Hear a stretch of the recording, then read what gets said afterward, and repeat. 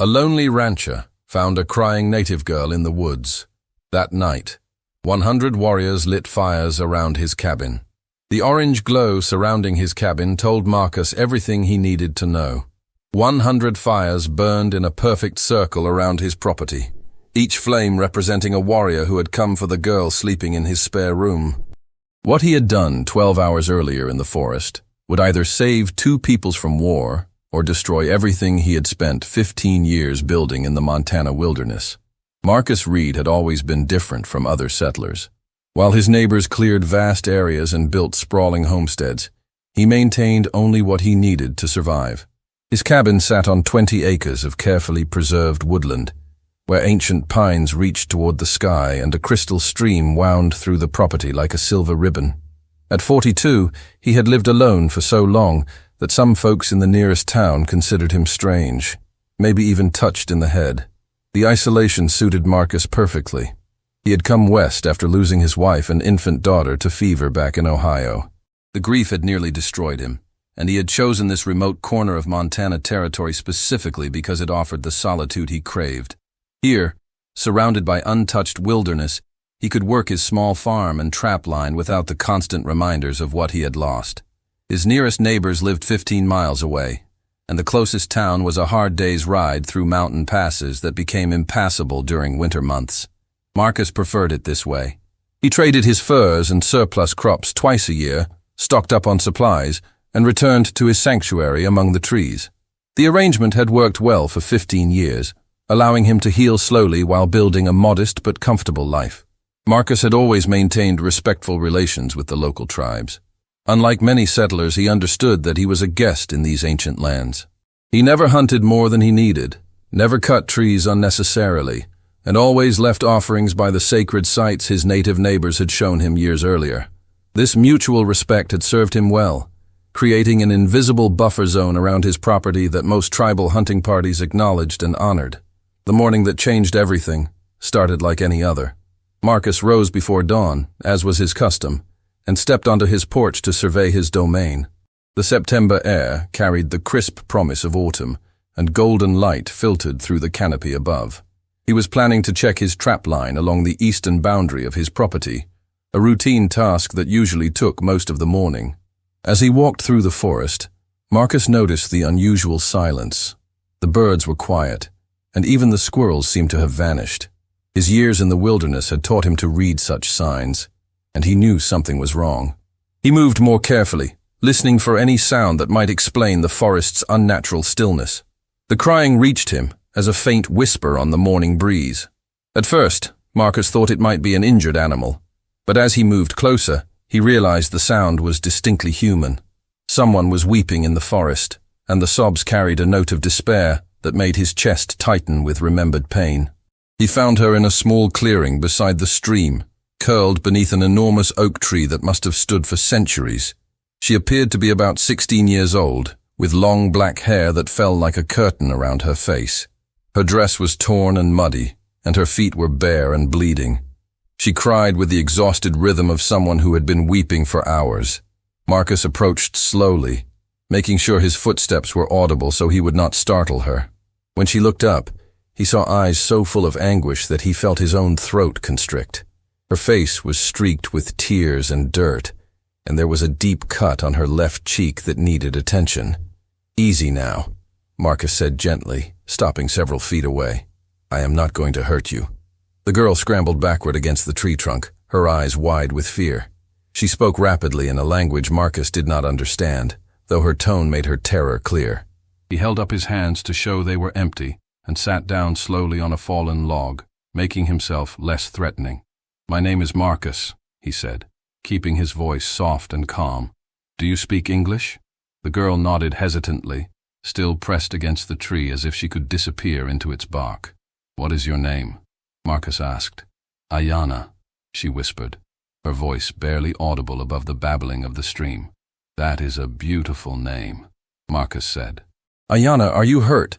I can see you are bleeding." The girl touched her cheek gingerly, as if she had forgotten about the wound. Fresh tears began to flow, and Marcus felt his protective instincts stirring. She was clearly in distress, alone in the wilderness with no shoes and injuries that needed care. "Will you let me help you?" Marcus asked. "My cabin is not far from here. I can clean that cut and give you food and a safe place to rest." Ayanna shook her head frantically. "I cannot go back. They will find me. They will make me marry him." The pieces began to fall into place for Marcus.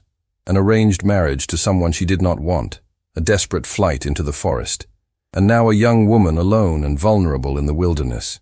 He had heard similar stories from other tribes, though he had never encountered the situation directly. "Who will find you?" Marcus asked gently. "My father, the elders. They promised me to Kuruk from the northern band. He is cruel and twice my age. I told them I would rather die in the forest than become his wife." Marcus felt a familiar anger rising in his chest. He had seen too much suffering caused by men who believed they owned women like property. His own wife had been forced into an early marriage before he met her, and the experience had left deep scars on her gentle soul. "You do not have to go back," Marcus said firmly. "You can stay with me until we figure out another solution." Ayanna looked at him with suspicion. "Why would you help me? You do not know me." Marcus considered the question. Why was he willing to involve himself in tribal politics and family disputes? The answer lay partly in his own losses, partly in his sense of justice, but mostly in the simple recognition of another soul in pain. "Because everyone deserves the right to choose their own path," he said finally, "and because no one should have to face their troubles alone." Something in his tone must have convinced her, because Ayanna slowly got to her feet. She winced as she put weight on her injured feet, and Marcus stood to offer his arm for support. Together, they made their way through the forest toward his cabin. The walk took longer than usual because of Ayanna's injuries, but Marcus was patient. He helped her navigate fallen logs and rocky areas, and he gave her his jacket when she began to shiver. By the time they reached his cabin, the sun was high overhead, and the forest had resumed its normal sounds. Marcus settled Ayanna in his kitchen and set about tending her wounds. He cleaned the cut on her cheek with gentle care, noting that it was deeper than he had first thought but would heal cleanly if kept clean. Her feet were badly torn from running barefoot through the forest, and he spent considerable time removing thorns and splinters. "This is going to sting," he warned before applying a healing salve he made from local plants. Ayanna bore the pain without complaint, though he could see her gripping the edge of the table. When he finished, he wrapped her feet in clean cloth and gave her a pair of his socks to wear until he could find something more suitable. "Are you hungry?" Marcus asked, and Ayanna nodded eagerly. He prepared a simple meal of venison stew and fresh bread, watching as Ayanna ate with the desperation of someone who had not had a proper meal in days. She was clearly exhausted, and when she finished eating, her eyelids began to droop. "There is a bed in the spare room," Marcus said. "You should rest. You are safe here." Ayanna looked around the cabin with curious eyes. It was simply furnished but comfortable, with handmade furniture and shelves lined with books. A stone fireplace dominated one wall, and colorful blankets added warmth to the rustic interior. "This is your home?" she asked. "It has been for 15 years, Marcus replied. "I built it myself, piece by piece." "You live here alone?" Marcus nodded, feeling the familiar pang of loneliness that he had learned to accept as part of his life. "My wife and daughter died many years ago. I came here to be by myself." Ayanna studied his face with intelligent eyes. "You are lonely too." The simple observation struck Marcus more deeply than he expected. He had grown so accustomed to his solitude that he rarely acknowledged the loneliness that lived beneath it. But this young woman, despite her own troubles, had seen through his careful defenses. "Sometimes," he admitted, "but I have learned to live with it." "I have been lonely my whole life," Ayanna said quietly. "Even when surrounded by my people, I felt like I did not belong. I think too much, ask too many questions. The other women say I am difficult." Marcus smiled slightly. "My wife used to say the same thing about herself. She was too smart for most people to understand." Ayanna seemed comforted by this revelation. Marcus showed her to the spare room, which was small but clean, with a comfortable bed and a window that looked out into the forest. She stood in the doorway for a moment, as if unable to believe she was truly safe. "Thank you," she said simply. "I do not know why you are helping me, but I am grateful." "Get some rest," Marcus replied. "We can talk more when you wake up." Ayana disappeared into the room, and Marcus heard the soft sound of the bed creaking as she lay down. Within minutes, her breathing had become deep and regular. She was clearly exhausted, and Marcus suspected she would sleep for many hours. As the afternoon wore on, Marcus found himself checking on Ayana frequently. Each time he looked in, she was sleeping peacefully, her face finally relaxed and free from the fear that had marked it earlier. He used the time to consider what to do next. Harboring a runaway daughter from a local tribe was a serious matter that could have far-reaching consequences. Marcus had spent 15 years maintaining peaceful relations with his native neighbors, and he did not want to jeopardize that relationship. But he also could not bring himself to turn away someone who had come to him for help. As evening approached, Marcus prepared dinner and was surprised when Ayana emerged from the spare room. She had slept for nearly 6 hours, and the rest had done her good. The fear was gone from her eyes, replaced by a calm determination that reminded him strongly of his late wife. "I feel much better," Ayana said, sitting down at the kitchen table. "Thank you for letting me rest." "You needed it," Marcus replied, ladling stew into bowls for both of them. "How are your feet feeling?" "Sore, but much better. You are skilled at healing." They ate in companionable silence for a while, each lost in their own thoughts. Finally, Marcus decided to address the situation directly. "Ayana, I need to ask you something important. If your family comes looking for you, what do you want me to tell them?" Ayana set down her spoon and looked at him seriously. "They will come. My father will not let me shame him by running away, and when they come, they will expect you to return me to them. And if I refuse, then you will have made enemies of the entire band.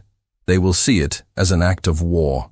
Marcus had suspected as much, but hearing it confirmed made the reality more stark. He was one man against potentially dozens of warriors who would see his actions as a theft of their property.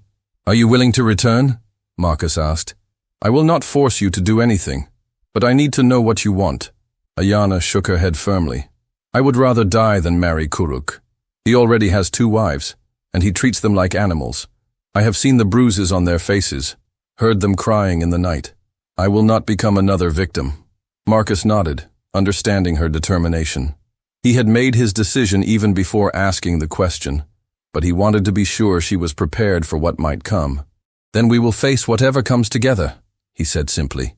Ayana looked at him with surprise. "You would risk your life for someone you barely know?" Marcus thought about his answer carefully. "My wife used to say that we are all connected, that helping one person helps everyone. I think she was right. Besides, a man who will not stand up for what is right is not much of a man at all." As if summoned by their conversation, the sound of horses reached them from outside. Marcus held up a hand for silence and moved to the window. In the gathering dusk, he could see riders approaching through the trees. There were at least a dozen of them, and they rode with the purposeful movement of men on a mission.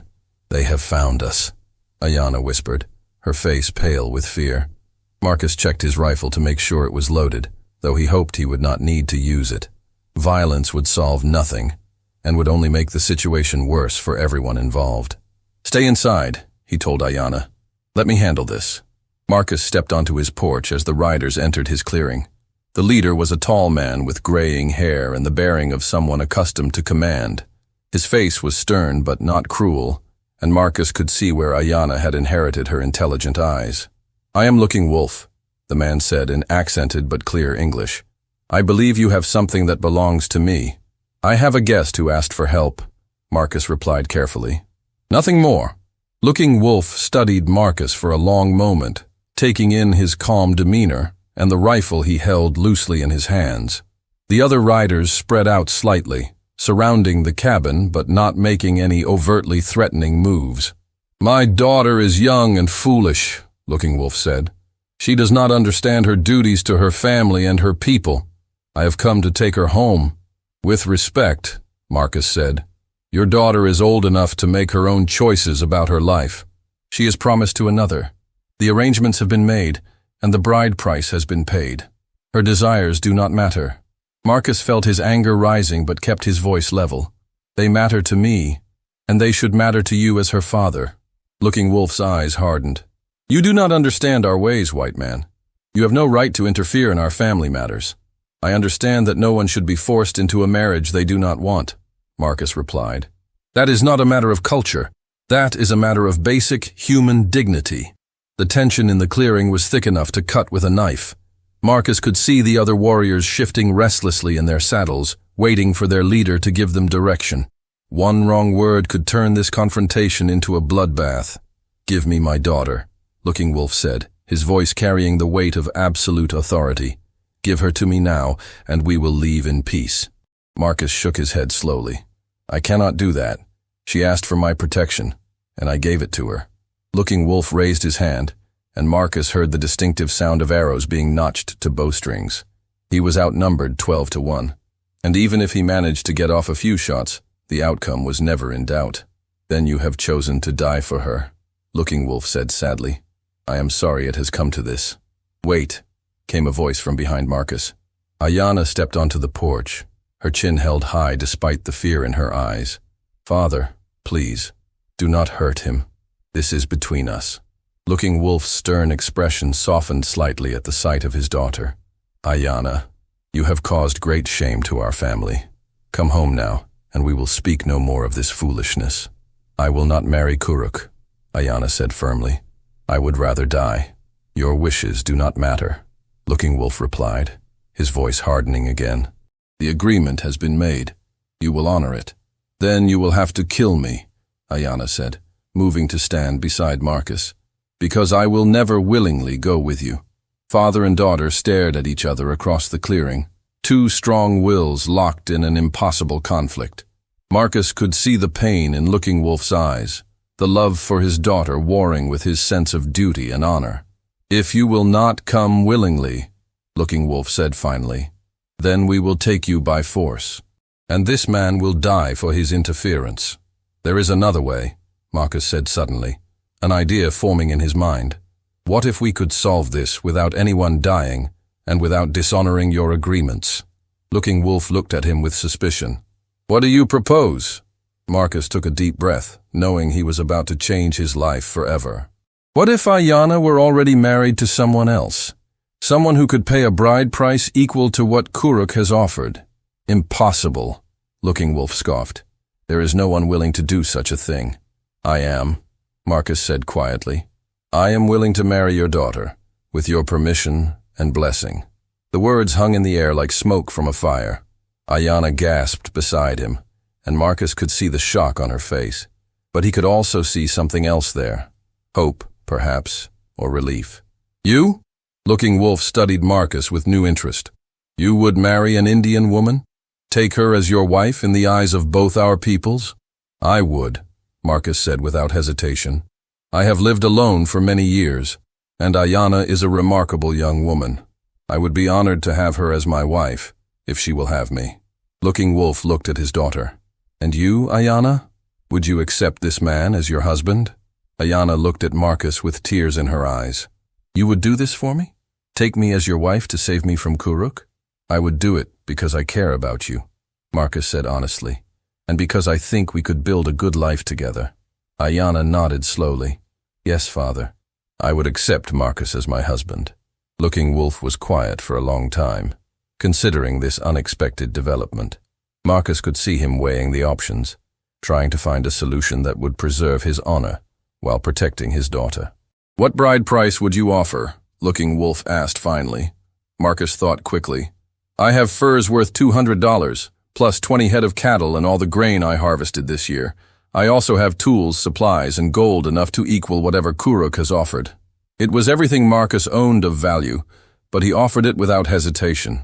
Looking Wolf nodded slowly, clearly impressed by the generosity of the offer. "That is more than Kuruk has promised," he admitted. "But there are other considerations. You are not of our people. How do we know you will treat her well?" "You have my word," Marcus said simply. "And if I ever mistreat her, you can come back and take your revenge." Looking Wolf smiled slightly at that. "You are either very brave or very foolish, white man." "Probably both," Marcus admitted. As they negotiated the details, more riders appeared in the forest around the cabin. Marcus counted at least 50 warriors, and he realized that Looking Wolf had brought far more men than he had initially seen. The fires that began appearing in the darkness confirmed his count. 100 warriors had surrounded his property, prepared for war if necessary. The sight was both terrifying and magnificent. Each fire represented a life that could be lost if this situation went wrong, but it also represented the love and loyalty of a people willing to fight for their own. Marcus felt a deep respect for the commitment and courage required to organize such a response. The formal negotiations took hours, with various elders and war chiefs weighing in on the proposal. Marcus learned that Kuruk was not just any suitor. He was the son of a powerful chief from a rival band, and the marriage had been arranged to cement a political alliance. Canceling the arrangement would have serious consequences for tribal politics. But Marcus's offer was too generous to ignore, and his reputation among the local tribes worked in his favor. Several of the elders spoke of his fair dealings and respectful behavior over the years. Gradually, a consensus began to emerge that this unexpected solution might serve everyone's interests. "There must be a ceremony," Looking Wolf declared as dawn approached. "If this marriage is to be recognized by both our peoples, it must be done properly." And so, as the sun rose over the Montana wilderness, Marcus Reed and Ayanna were married in a ceremony that blended traditions from both cultures. The 100 warriors who had come prepared for war instead became witnesses to a wedding that would be talked about for generations. Ayanna wore a dress made from white deerskin, decorated with intricate beadwork that had been passed down through her family for generations. Marcus wore his best clothes, which were simple but clean, and he carried himself with the quiet dignity that had impressed his new in-laws. The ceremony was conducted by the tribal shaman, but it also included elements that Marcus recognized from his Christian upbringing. They exchanged vows in both English and the tribal language, promising to honor and protect each other for the rest of their lives. When it was over, Looking Wolf placed his hands on both their shoulders and spoke in a voice that carried across the clearing. "Today, 2 peoples have become one family," he said. "May this union bring peace and understanding between us all." The celebration that followed lasted until sunset. The warriors who had come prepared for battle instead shared food and stories, creating bonds that would strengthen the relationship between the tribe and the isolated rancher. Marcus found himself accepting invitations to tribal gatherings and being offered advice on everything from farming to hunting. As the guests finally departed, Marcus and Ayanna stood together on the porch of their cabin, watching the last of the fires disappear into the forest. The silence that followed was different from the lonely, quiet Marcus had known for so many years. It was the comfortable silence of 2 people who had chosen to share their lives. "Do you regret it?" Ayanna asked quietly. "Giving up your solitude for a wife you barely know?" Marcus considered the question seriously. "I have been alone for 15 years, he said finally. "I thought that was what I wanted, what I needed. But today I realized that I was not living. I was just surviving. You have given me a reason to live again." Ayanna smiled and took his hand. "I was so frightened this morning. I thought I would either die in the forest or be forced into a marriage that would destroy my spirit. Instead, I found something I never expected." "What is that?" "Hope," she said simply. "Hope for a future I can choose for myself." As the weeks passed, Marcus and Ayanna began to build their life together. She proved to be an excellent partner, bringing skills and knowledge that complemented his own. She taught him about local plants that could be used for medicine and food, while he shared his knowledge of farming and building. Their different backgrounds created challenges, but they faced them together with patience and understanding. Ayanna learned to cook on Marcus's wood stove, while he learned to appreciate the foods and flavors of her culture. They developed a routine that honored both their traditions, creating something new and uniquely their own. The isolation that had once oppressed Marcus became a sanctuary for both of them. They worked side by side during the day and spent their evenings talking by the fire, sharing stories of their past lives and dreams for the future. Marcus discovered that his new wife was not only beautiful and kind but also intelligent and curious about the world beyond their forest home. As winter approached, they prepared for the long months of snow and cold that would cut them off from the outside world. But instead of dreading the isolation as Marcus once had, they both looked forward to the uninterrupted time together. They would have months to learn about each other, to build the foundation of their marriage without outside interference. The first snow fell on a quiet November evening, covering their cabin and the surrounding forest in a blanket of pristine white. Marcus and Ayanna stood at their window, watching the flakes drift down through the lamplight, and both felt a sense of completeness that neither had experienced before. "I used to think that being alone was the only way to avoid being hurt," Marcus said, his arm around his wife's shoulders. "And I thought that being different meant I would never belong anywhere," Ayanna replied. "But maybe we were both wrong. Maybe we just needed to find the right person to be different with," Marcus suggested. Ayanna laughed softly and leaned against him. "Or maybe we needed to learn that being alone and being lonely are not the same thing." As the winter deepened around their cabin, Marcus and Ayanna discovered that they had created something precious and rare, a love that had grown from mutual respect and shared adversity into something deeper and more enduring. They had both been lost souls, wandering in their own forms of wilderness, until they found each other. The 100 fires that had once threatened to bring war had instead brought them together, transforming a moment of crisis into the beginning of a new life. And in their small cabin surrounded by ancient pines, two lonely hearts learned that sometimes the greatest adventures begin not with a journey into the unknown, but with the decision to open your heart to someone else.